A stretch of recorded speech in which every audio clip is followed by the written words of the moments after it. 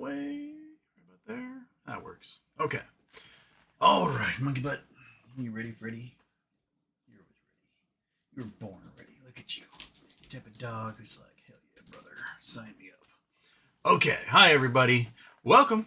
It's Houston with a problem. Sorry, I got a little late start in getting everything up and ready for the show. So last minute.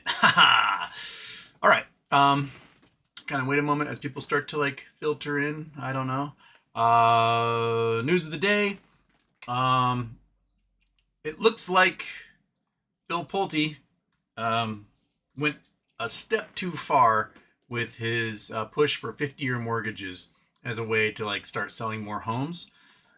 And it bombed. People, economists, citizens, basically everyone except for the biggest brown nosers in the entire world are like, this is a terrible idea. Proponents for the 50-year mortgage are pointing to the like 50 and 100-year mortgages available in Japan and Australia. And then economists broke it down and showed that it wasn't helping reduce home prices at all. That if you want to live in a demand area, the home prices are still going to be insane. The one thing people aren't trying to do to reduce home prices are the things that would reduce home prices, which is increase competition, meaning that you no longer have competition between buyers, but competition between sellers. This would include getting rid of Airbnb, basically, in most high-demand urban areas, because those lock up what should be long-term rentals into short-term rentals and keep a whole bunch of housing off the market, making rents go a lot higher. Eliminating the ability of foreign buyers to purchase properties that then sit empty because they just needed some place to park their money into a hard currency market. You know, the Saudis, the Russians, the Chinese, etc. Another thing they can do is limit the number of homes that can be purchased, either total or in a market, by one entity, family, or otherwise. When you have, these large real estate investment companies come in and they buy up 50,000 homes in one city, they get to control what the market is doing. Taxing empty homes. So if homes sit empty with no one living inside, tax the shit out of them. Make it financially punitive for those homes to sit empty, right? I'm not talking like if it's a dying town, and no one wants to live there anymore. I'm talking about areas like Seattle, Miami, New York. If those places sit empty, you tax them so much that they want to get somebody in those units. And they'll desperately do it at whatever price, because that price will still be better than paying an exorbitant, vacancy fee. What else can you do? You can...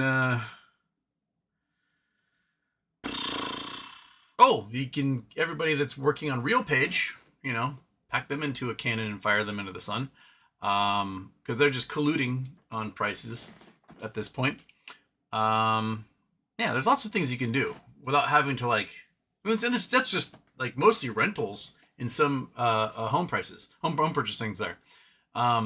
If homes are being utilized, then there's less clamoring for what few homes there are. In my community, I think there's like 6 homes for rent. There's 30,000 people live here, and 6 homes are for rent right now. 6. Because so many homes that would be for rent are being used for Airbnb. That's simple. There should be 25, 30, 40 homes for rent every month at least, and there's 6. So, yeah. Other news, looks like Venezuela has fully mobilized their entire military, activated all their reserves, and they're going to militarize the entire country. But internal reports came out, Maduro being like, we're going to get our ass kicked, and there's really nothing we can do about it.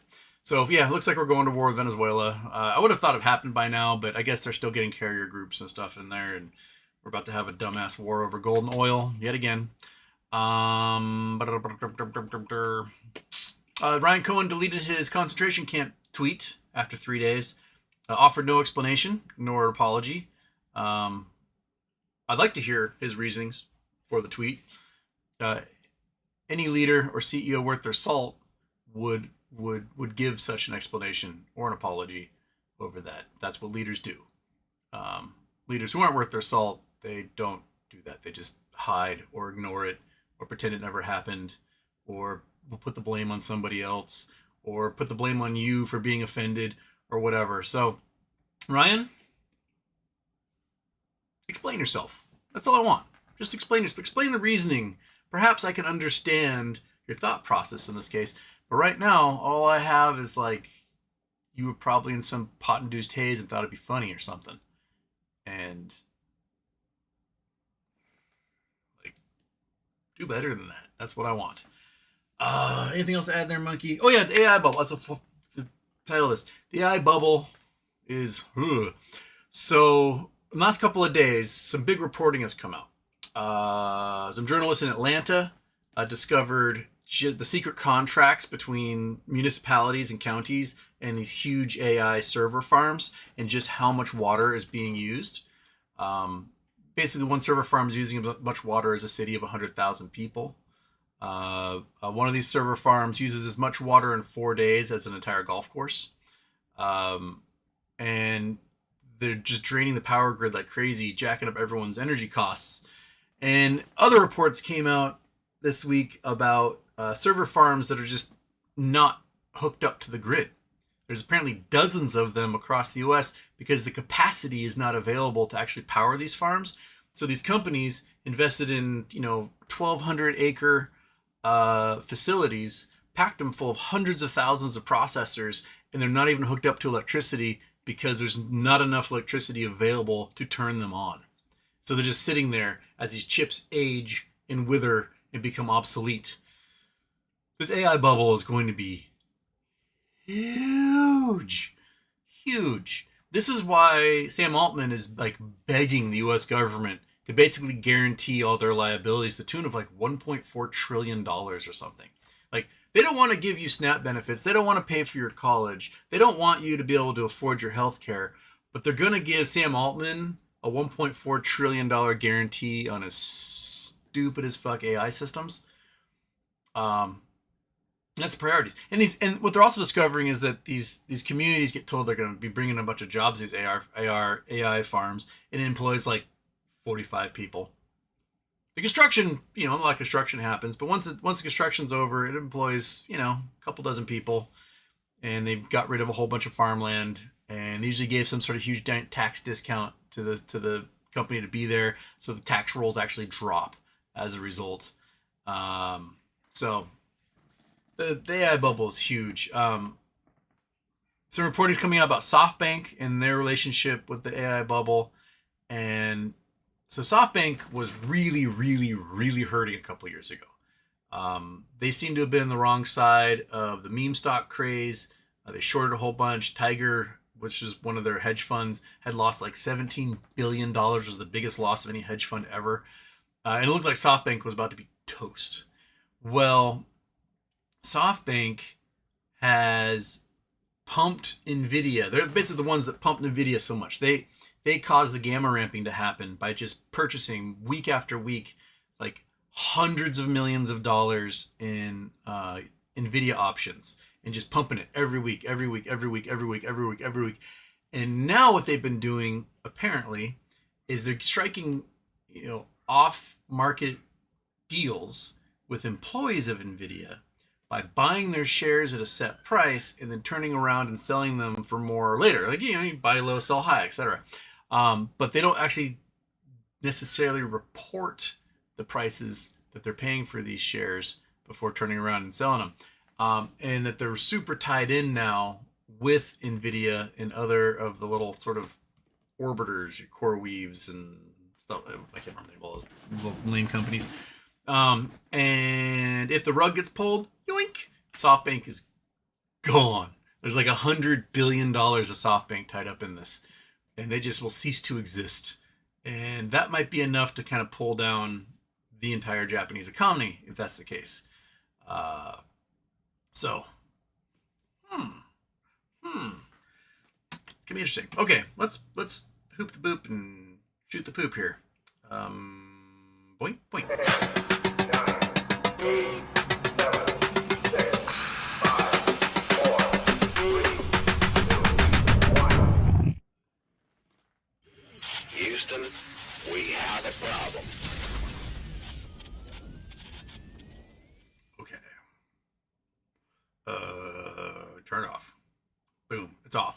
Michael Crypto was number one. Yogi thought he was number one. Yogi was not, so he put a ghost poop.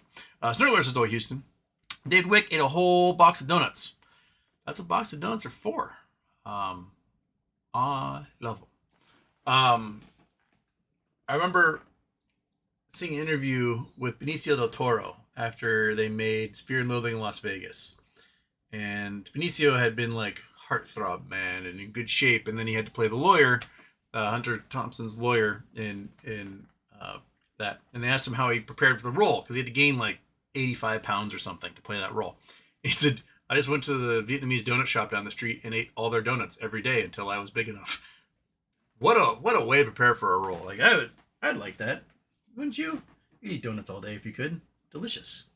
Yeah. Although I did have a vegan donut the other day. I didn't know it was a vegan donut. It was like a custard filled chocolate one. The donut itself was magnificent. The custard inside was an indescribable horror. Like, don't try to fool me with whatever weird goo you just put into that donut, man. Like, just make custard. It's not that hard. I know you got your principles. I got my principles too, as obvious from yesterday's show. But don't try to pull one over on me like that. That's just not cool. Corporate Walnuts. So how's index funds doing? Am I right? Yeah. Scott Paul in second. No, Scott, you're 1, 2, 3, 4, 5. You're sixth. Corporate Walnut mustache Houston equals Chad. I have discovered several female friends of mine in the last week who are stupid for mustaches. Like they're acting around me in very weird ways that never would have before. They're like, "Hi," and they're healthy. Like I have an okay stash. If I had like a larger like upper lip area, I could make a more bristly, super handsome stash. I think. I mean, I don't have a Burt Reynolds. I don't have Tom Selleck, which I think Tom Selleck's mustache is probably the sexiest mustache to ever exist. As a man, I'm saying this. I look at Tom Selleck's mustache and I'm like, yeah, I get it, right? But yeah, there's some mustache sluts out there. I've done the mustache thing in the past. I think the last time I really truly went the full month with the mustache was a few years ago. I did it in 2019, Monkey? Was that when we went to Portland? You weren't with me. I went to Portland. Took the train down there, met my friends who were vacationing there, and we partied for like 3 days. We went to Devil's Point, which is a strip club in Portland, where on Sunday nights you do karaoke and the strippers dance to your song. And I had full-on dork-ass mustache going. And for one thing, the strippers, like you forget they're naked almost because their athleticism is insane. I mean, these chicks are just like 8-packs, like doing flips on like monkey bars and poles, and they're basically just like Olympic gymnasts with tattoos just flying around in the air. And so you kind of forget that they're sexual objects because you're just like, whoa, I have like Simone Biles performing for me right now. 2, the karaoke was amazing. Like, these must have been a whole bunch of like high school jazz choir kids. Like everyone was on point. So you kind of forget sometimes that there's a naked woman flying around because you're so amazed by the talent up on stage and who is singing into that microphone. You're like, holy shit, why are you singing in a strip club right now? But when the song's done, the stripper like thanks them and goes off stage. And I went up, I did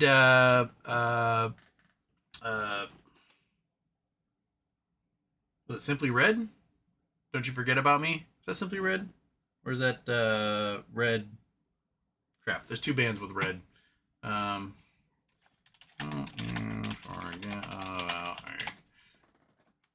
Simple Minds, not Simply Red. Simple Minds, Don't You Forget About Me. I did that one up there. And I'll be honest, it's perfectly in my range. I nailed it, right? With the big old stupid stash. The stripper she didn't just thank me and leave the stage. She gave me a hug and a kiss on the cheek and then left the stage. So I feel like I won any contest that would have been going that night just based on that result alone. So, that's probably my biggest bragging right from 2019 was that my singing and mustache got me a kiss from a stripper.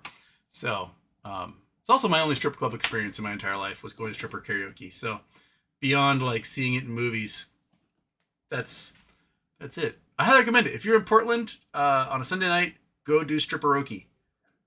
It was phenomenal. Absolutely.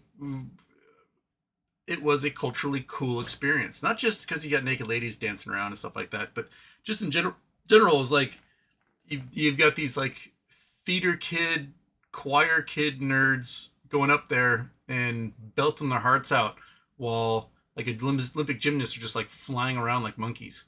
So it was cool. I recommend it. Mustache Gang hype. Okay. And Flamenco Gringo, hello from San Francisco. Hello from Bainbridge Island. Turkish is here. HW, let's feed Monkey Butt with some nice stanky treats and spank Fat Cat. I don't know what Fat Cat is. He's not come scratching the door yet, but Monkey heard stanky treats, right? Yeah, is that make you excited? Yeah. Woo! Oh, and one to grow on here.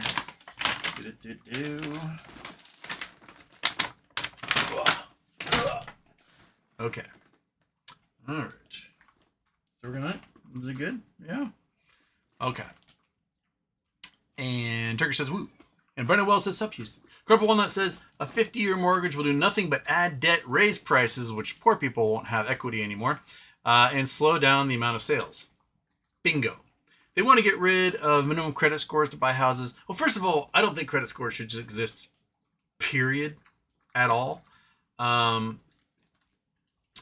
they want to get rid of the 620 minimum, which if you have a 620 credit score, I can't imagine you're able to buy anything other than like a 15% mortgage on something. But yeah, they imagine basically spending all the money that would go into your retirement, right, into a home. So you are like the bottom dregs of society.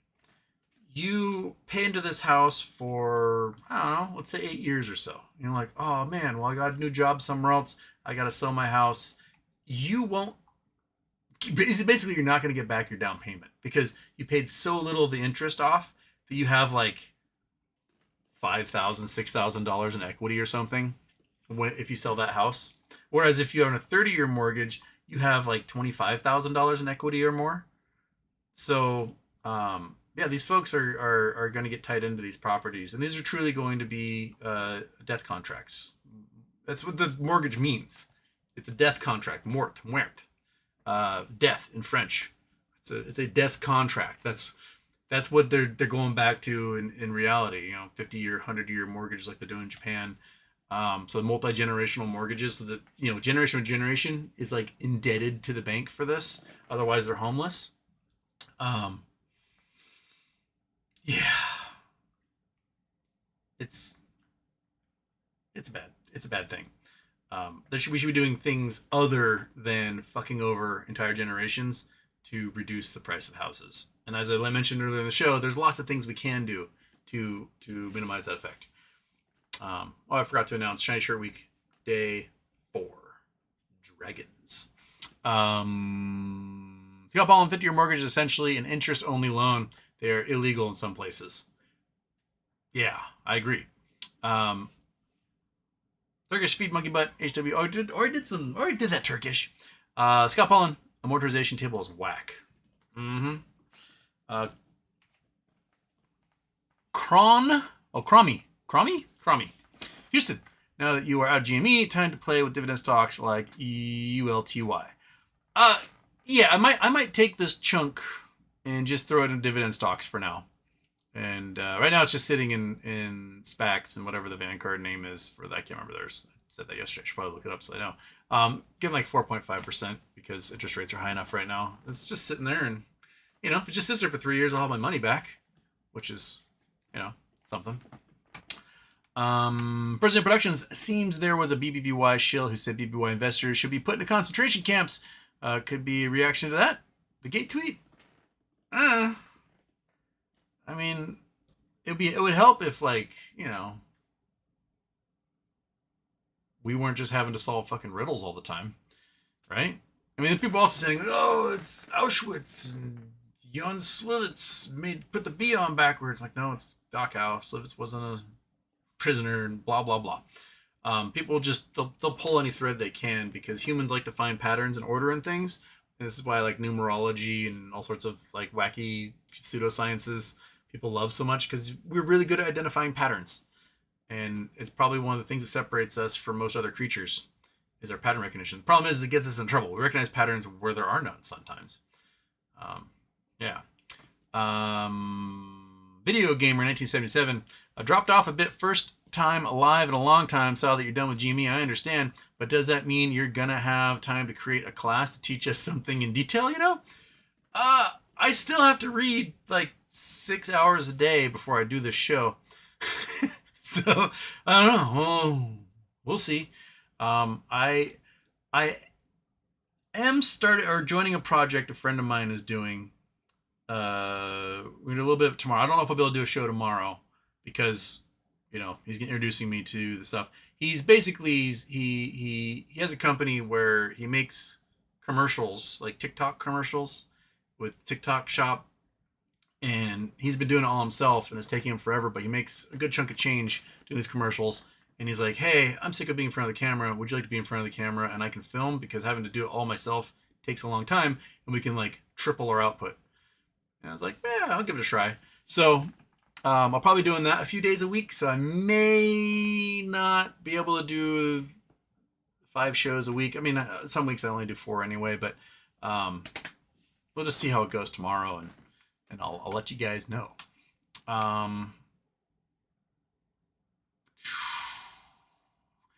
Swim heist, fuck Pulte, fuck PP, and all the other grifters in this country.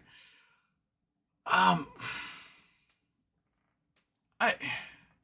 understand just getting yours. I get it. Like, if you can get yours and peace out, like Hawk to a girl, you know, more power to you, lady. You made a funny line. You got a podcast. You made a couple $1 million. You reg pulled a whole bunch of bros on a coin and just vanished. Good for you. I hope you're on a beach somewhere, enjoying a pina colada and a sexy pool boy, and you're living your best life. Awesome. But I don't know. I can't really describe what I'm thinking in my head. Guys like Pulte, who has it all. Like, Pulte should just be sitting on a beach enjoying a Mai Tai and a pool boy or whatever his preference is. But instead, he's, like, desperately trying to prove himself as the true heir of Pulte Homes. That he is the one anointed by his grandfather to run everything, because that is his destiny. And the ways he's trying to force his way into being in charge of all that is trying to get a meme army together in a rather disingenuous way to get these retail investors to, like, buy a whole bunch of Pulte Homes, to turn Pulte Homes into a meme stock, and then have them vote the way he wants so he can be back in charge of the company again. And then he gets into office, you know, in charge of Fannie Mae and Freddie Mac and all the mortgage rules and laws, and it seems like all he's doing is trying to self-enrich Pulte Homes and other shitty home manufacturers. Like, Pulte Homes and Leonard Homes and D.H. Horton and all these, like, huge builders, they build garbage. Absolute trash. And so you're going to get a 50-year mortgage on a home that after 10 years is going to be falling apart, right? And so not only will you not have any equity in the house, But after 10, 15 years, you're going to be putting in hundreds of thousands of dollars in repairs and maintenance that you wouldn't have to do otherwise if you weren't if you like had used a custom home builder or someone that actually like uses quality materials. So, you know, it's my Walmart t-shirt lesson. I've told this story many times, but when I was in college in Hilo, there was like Walmart and not much else. And so everyone shopped at Walmart, but I hate Walmart. I worked for them briefly as a tech worker. I was like, these people are fucked up. I read enough books and news articles, realized I don't want them to have my money, and I have nothing to do with them. So I refused to shop at Walmart. And I needed 3 white t-shirts. 3. Something I had to, when I worked at Pizza Hut, you had to wear a Hawaiian shirt, you had to wear khakis and black shoes. And I didn't own khakis, I didn't own black shoes, and I had plenty of Hawaiian shirts because you know me. And under Hawaiian shirts, you had to have a white t-shirt. And I just don't own plain white t-shirts. I have like this here is a t-shirt from when the World Cup of tree climbing came to my backyard. And climbed the giant trees out there. So I had to go get 3 white t-shirts. And so I was like, oh, I'll go to Sears. Sears will have t-shirts. And my friend's like, why would you go to Sears? Sears is gonna be like $20. At Walmart, they're $9.99. I said, I'm going to Sears because the 3 white t-shirts I'm going to buy there will last me 20 years. If I go to Walmart, those 3 white t-shirts can last me 6 months. So after a year, I'll spend $20 on the Sears Hanes t-shirts, and at Walmart I'll spend $20 on 6 Hanes t-shirts. Same company, different quality, right? And after 20 years, I will have spent $400 on t-shirts from Walmart versus $20 once on t-shirts from Sears. And to be honest, it has been 22 years. I still have those 3 t-shirts. They are still in perfect condition, right? It's that simple. The Leonard Homes and the Pulte Homes people, D.H. Horton, all those guys, they make garbage. It might look good, but it like peels apart. You know, in Arrested Development, they talk about like the shitty homes that they built, and like whenever, you know, Jason Bateman goes to like get the beer cap off, his beer like knocks a chunk of the counter off onto the ground. Those are the Leonard Homes, the Pulte Homes, the D.H. Horton Homes. And they just are chintz and crap. And you're going to be spending so much money fixing the garbage and the cheap shit they put in there that you're never going to realize the equity you have in your house. Because imagine 15 years down the line, you know, you have maybe $25,000 in equity, right? And now you got to take out a home equity loan just to fix all the garbage that's falling apart on your house. And then 5 years after that, you need another 40 grand to fix the roof because the 30-year, 40-year roof lasted maybe 20 if you're lucky, right? So, yeah, these folks are never, ever going to realize their equity. It's dumb. Anyway, not a month, Super Chats. Maxwell gets a puppy, suits for J6, get pardons. Yeah. Ghislaine Maxwell, she's now at Club Fed, and they gave her a puppy. Because, you know, that's what you do with serial sexual predators. You're just like, hey, here's a dog and no walls. I wouldn't doubt if she's getting herself a commutation or a pardon soon.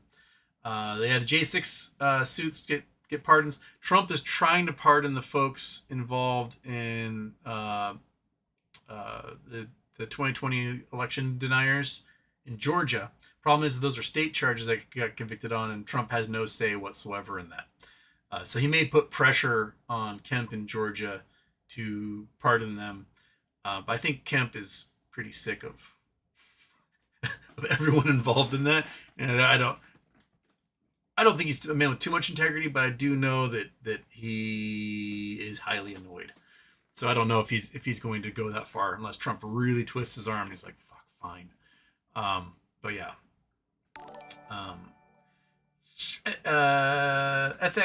PHX Fix Collins. Pulte seems like the ultimate tryhard grifter. Yeah, he's like trying a little too hard. Just a little too hard. I wonder if he has the capacity for shame. I don't know if that's even what I'm looking for here, but you know, like Joyce Carol Oates the other day tweeted about how Elon Musk is the richest man in the world, but he appears to have no humanity. Like, he doesn't enjoy anything, right? That he doesn't read books, he doesn't watch movies, he doesn't have friends, he doesn't have lovers. He just sort of exists, and it's really lame. And then Elon spun out of control and started tweeting about books and movies a whole bunch. The problem is he kept tweeting about books as if he read them and understood them, but like didn't. You know, like Ian Banks' books was like hardcore socialist. He took it as like they're anti-union, and Banks is the big unionist. He tweeted about like epic alpha male tales about princesses, and talking about the Iliad, and then posted a link to the Odyssey, which is yeah, like just it's not. And then Joyce Carol Oates just like shot him in the head again by talking about how wherever Elon is, he wants to leave. And what he hasn't figured out is that the problem with where he is him. He's the reason why he wants to leave a place, because he's just so awful. He wanted to leave South Africa. He wanted to leave Canada. He wants to leave the United States. He wanted to leave California. He wants to leave Texas. Like, the only common denominator in everything is where Elon is. Is where he wants to leave. And that reminds me of that old joke. I know I told this one on the show before. There's a pastor, and he just gave his sermon, minister or whatever, gave his sermon, and at the end of the church service, he's at the front door shaking everyone's hands and saying goodbye, and this couple comes up and they say, "Oh, sir, we're just so glad that we found your church. We just moved here for a job, and we're so sad to have left our community. Everyone was so loving. Everyone was so great. We had such great friends. Our kids had great friends, and we're just really hoping that this is that same type of community." And the minister's like, "It is. You are so lucky. Like, this is that type of community." And like, "Oh, wonderful." And they walk off, feeling all good about themselves. And he shakes them in the hand, shakes them. And another new couple comes up, and they're like, "Oh, we just moved from the worst town of our entire lives. Everyone was backbiting, gossip, treat each other like shit. They were awful. And, we just couldn't stand any of them. We just had to get out of there. And we're just really hoping that this town isn't that kind of town." And the minister's like, "I hate to tell you, man, but this is exactly that kind of town." The moral of the lesson is, you are what you make it, right? If you're a piece of shit, everyone's going to be a piece of shit to you. It's that Raylan Givens from Justified, where he's like, sometimes an asshole's an asshole and you meet an asshole. You wake up in the morning, you meet an asshole. And in the evening, you meet another asshole. And the next day, you meet an asshole. And it turns out the whole world's full of assholes. You're the asshole, right? You're going to get what you give in that case. And I think Elon and Pulte are kind of discovering that in a way. Get what you give, man. Get what you give. Happy dog. Did that one. Corporate walnut, no taxes for primary residences. Do it, Pulte. Well, that's a state thing, so that's going to be hard. You'd have to do a write-off for all primary residences, I guess, if that's the case. Which I think we've sort of had in the past or close to it. And, yeah. We do have to pay for things. We do have to pay for our schools and our roads and fire departments and parks and utilities and all that. That stuff has to get paid for somehow. And Florida is talking about getting rid of property taxes in general. They would just basically have a sales tax at that point. And people are trying to mesh the numbers, and it just doesn't look like Florida is going to be able to do it. But they might just do it anyway and basically bankrupt the entire state. You have states also like New Jersey, right? And county by county, it's different, but here, $1 million home will probably pay $12,000 a year in taxes, right? Okay, $12,000, $1,000 a month in taxes. It's a lot, right? But it's $1 million home. Cool. You go to my mom's hometown in Bellevue, New Jersey, and $130,000 home will be paying $12,000 a year in taxes.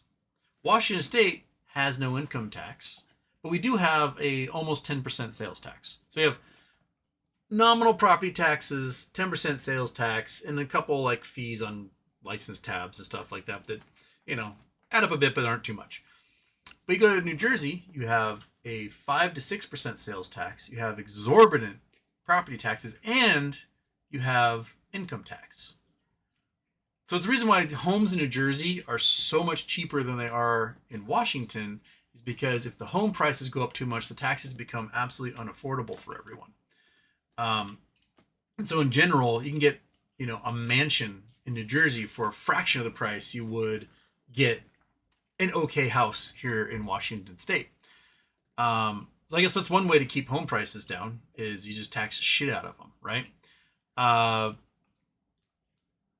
But then you got states like Florida, which, they don't have income tax. They have sales tax, they have property tax. Now they're going to get rid of one of the two taxes they have. Are they going to suddenly go to like a 30% VAT on everything? And that's how they're going to pay for everything? I don't know. In Washington, we've been trying to get an income tax in Washington, just a little one, because as it stands right now, property taxes are so low that rich people don't pay enough, and a lot of county assessors assess homes below their market rates and sometimes below the actual price they paid for the house. So you can find a house that sold for like $6 million and their appraisals at like 1.5 million. So the county itself is losing $50,000-$60,000 on that a year. So yeah, I don't know. I think being able to like standardize across the country more might work out some. I mean, that's why you have to do it globally. If you want to avoid everyone putting their money in tax havens, you just eliminate tax havens in general, right? You just say, all right, everyone at the UN, we're going to agree on a minimum 10% income tax, 15% corporate tax, and every country is going to just obey that. And that's how you get some sort of agreement. So then, you don't have companies just dumping all their money into some weird Irish bank account or into the Caymans or Bermuda or whatever, that you have the money stay in places they should be. I don't know. I'm just kind of all over the place with my thoughts here. Fix Collins, by the way, planning on Proper Fish again next month. Oh, coming to Bainbridge next month? Nice. Proper Fish is delicious. My friend Harvey Wolf started it like 7 years ago now, somewhere around there. And then he got cancer, and it was pretty bad. And so he had to move back to England for treatment, and he gave the restaurant to his employees who've been running it ever since. And Harvey's back now since then. He's like looking to start another restaurant, but also he's one of those people who like works himself until he gets so ill he's got to not work anymore. But Proper Fish is some of the best damn fish and chips you will have in America. Better than the fish and chips I had in England, although I only got to sample one place. I was like, it's okay. Proper Fish is better. So I highly recommend, if you come to Bainbridge, Proper Fish is a very, very, you get one fish and it's like that big fried. You get your French fries or your chips, and you get mushy peas, which are kind of like a mint pea thing. A lot of people, I like them. A lot of people are like, oh, I don't like that. And you get your tartar sauce and whatnot. They also have really delicious stuff. They've got their they have this shrimp crab salad thing that is just bomb.com. When they have the whitefish are my favorite. When they have those, there's these little teeny, almost like anchovies that get fried up real quickly, and you get like a dipping sauce with them that's just to die for. They do lobster rolls, they do other things, but Proper Fish is really good. If you come here, you cannot go wrong eating there. June's Miami, super chats. It's all to Satan bullshit trying to stay in the limelight for 2028. Municipals will fail without property taxes. 100%, right? Yes, they will fail miserably. And what they'll end up doing is they will become to a race to the bottom, right? Because if they have to jack up sales taxes everywhere, municipalities will try to like steal from nearby communities by like lowering theirs just a little bit. But while that will make up for volumes, it will like kill the town next door. It'll just become this like warfare between municipalities, and it'll just yeah, it's dumb. It's real dumb. I need water. That's what I need. Okay. Oh shoot! There's a reset of the chat. I gotta go up. I did that one. And ran Razzie Rewards, throwing out some stickers. Frozen Productions. PP said he's interested in talking about your reasons to sell, not to change your mind, but to explore why. I mean, I feel like I explained why. I just, I haven't made any money off this. The SPY has gone up 300% since this all started. 300%. That's how much the SPY has gone up. 300%. So I could have taken that money and be at a couple $100,000. I could have put that money into dividend stocks, but a couple $100,000. I could have put that money into Berkshire Hathaway, but up a couple $100,000. And instead I'm down 20%. And $20,000. In the meantime, you know, anytime we have actual price action that will give value to the shareholders, Ryan kills it. So we don't actually get to realize the value for the shareholders. And because, you know, a lot of us are buy and hold, and we're waiting for phone book numbers, we play options. And Ryan seems to have joy in absolutely murdering everyone's options plays each time he does this. He seems to like be giddy about it. Well, fuck you, right? He's doing things to turn the company around. I get that. Awesome.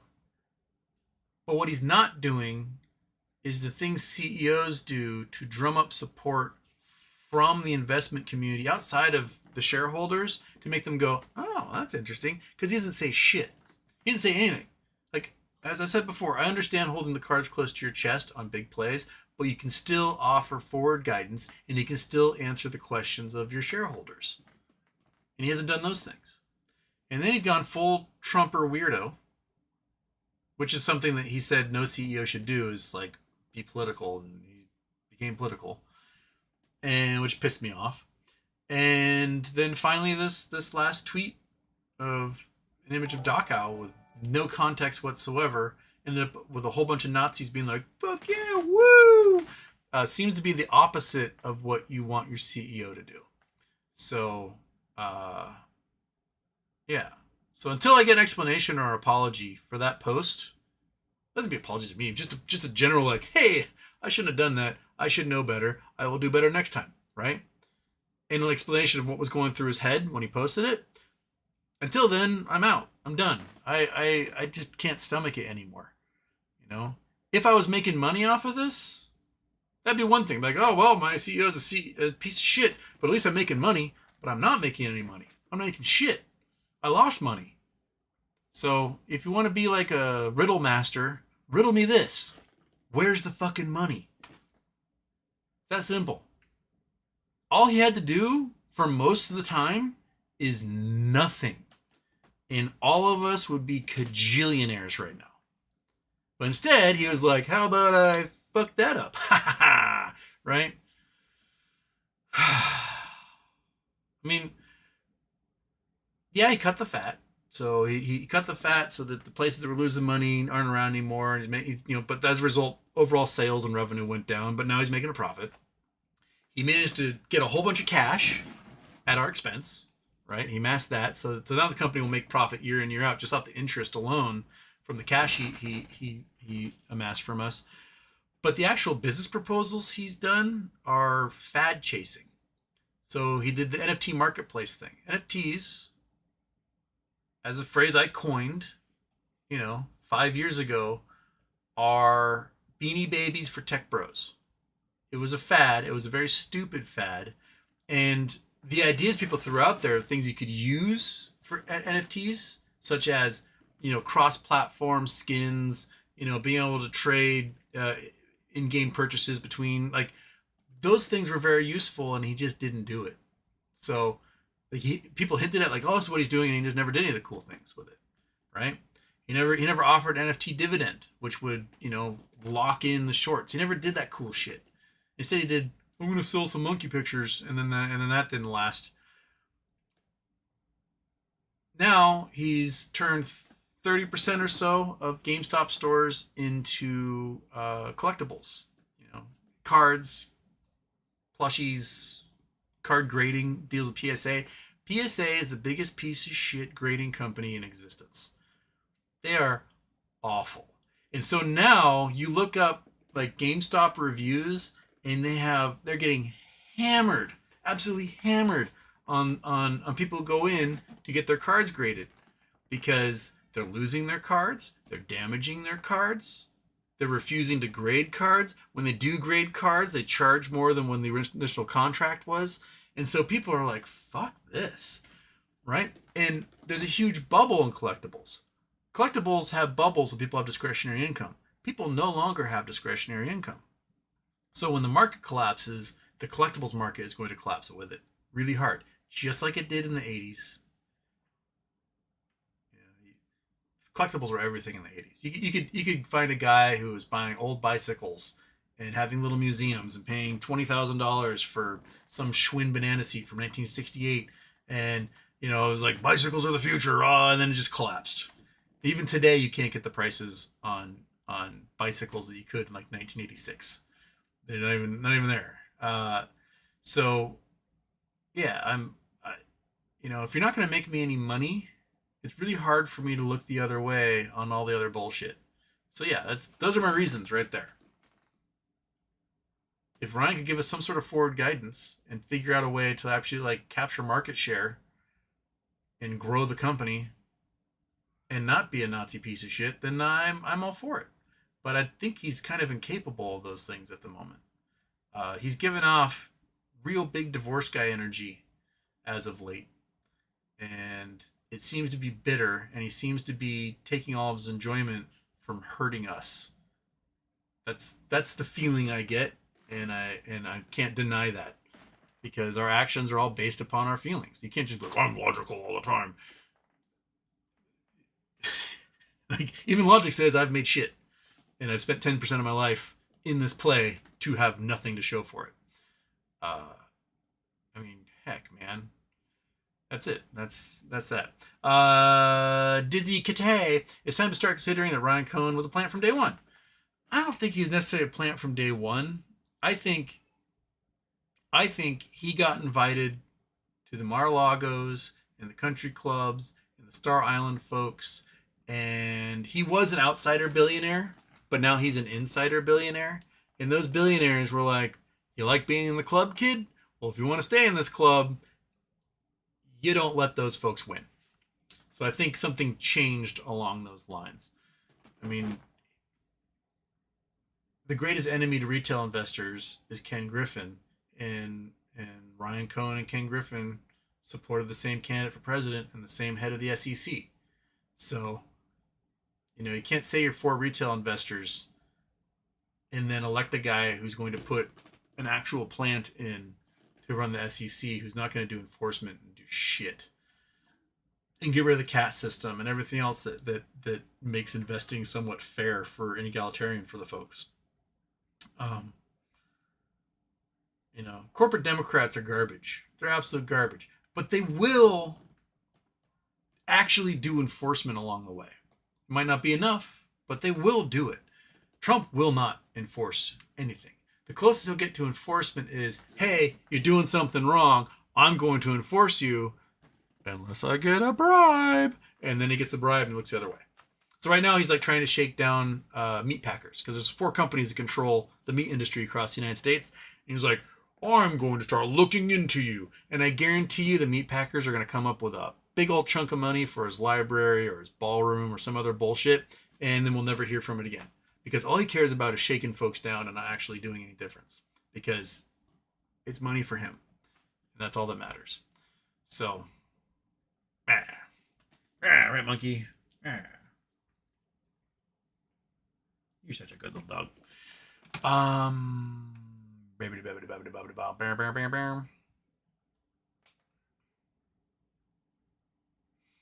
Scott Pollan, solution is simple. Solution is simple. Eliminate second home mortgage payment write-off. Tax code is how you release supply. That also can help.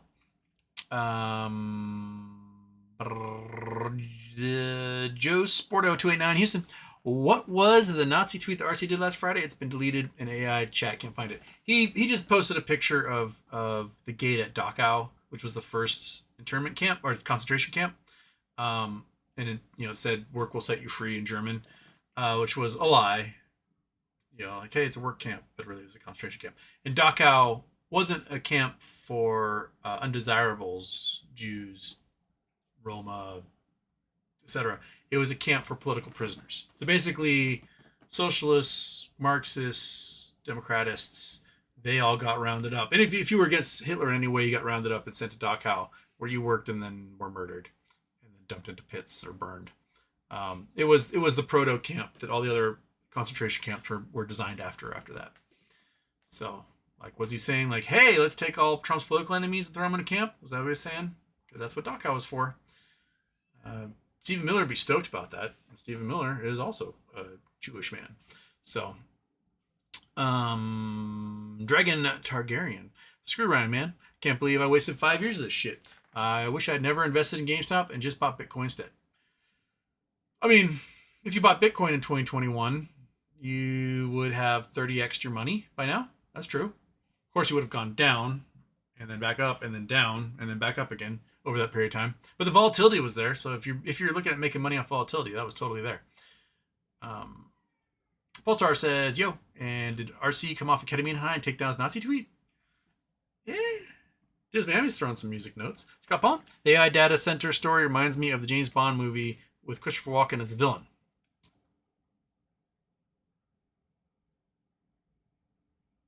Which Bond movie was that?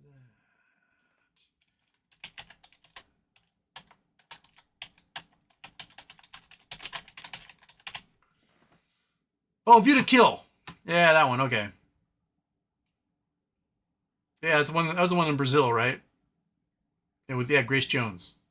I got to see Grace Jones perform like 30 years ago, and she was probably in her 50s or 60s then, sexy as hell. She was like naked on stage. It was awesome. Yeah.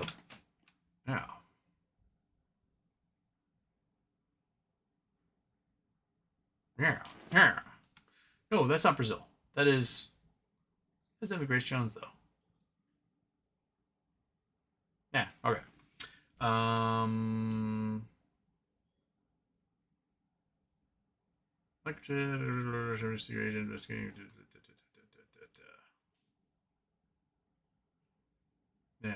Yeah. Okay, anyway.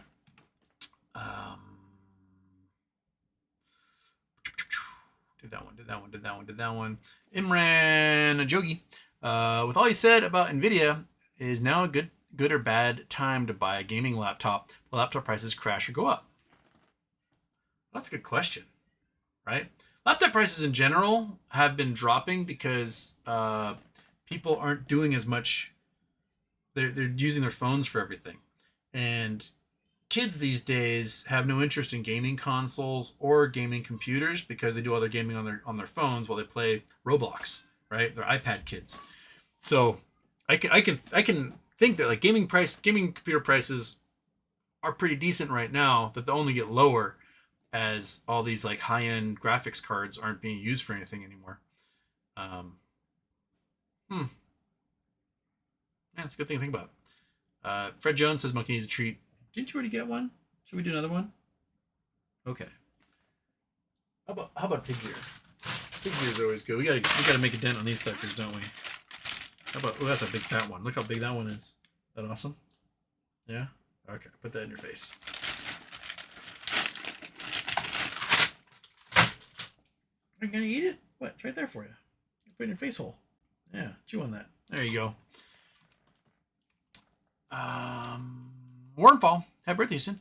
How do we hold corporations accountable for paying their fair share of taxes versus benefiting from tax breaks and then relocating once benefit is gone to the next city, state, county?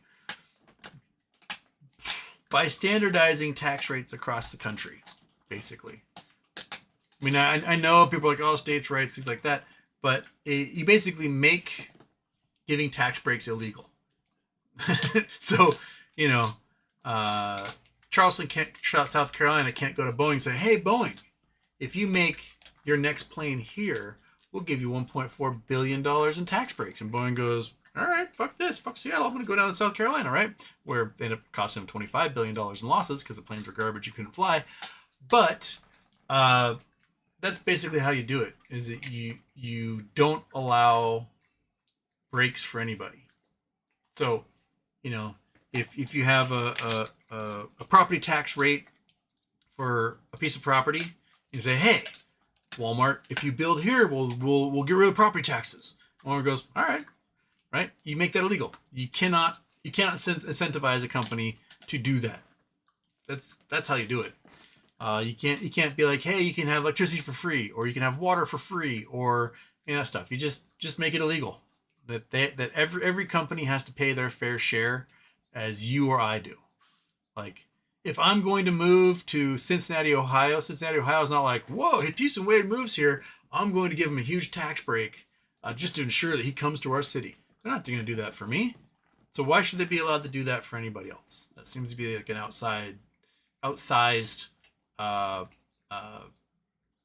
scummy way of doing it. So communities end up having to like give more and more and more and more to be able to appease these giant corporations.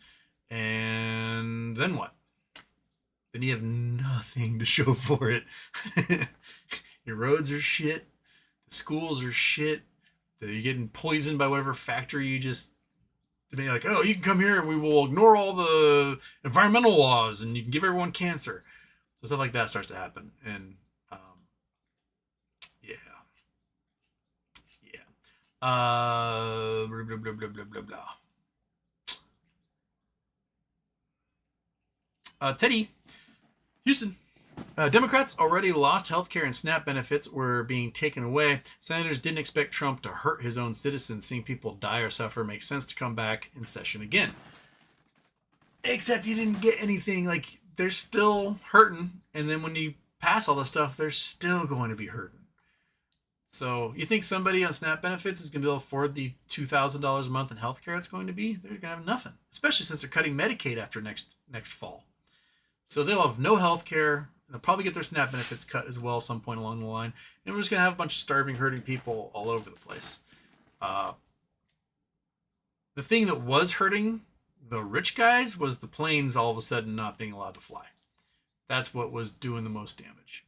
And I think that's the real reason why the senators signed on. I was like, oh, if I can't fly first class back home, I can't go on vacation. Oh no, what am I going to do? And that's why they sold everyone out. So I think the civil war going on inside the Democratic Party is probably really healthy right now. It looks like folks like Hakeem Jeffries are going to be primaried by a very strong leftist candidate in 2026.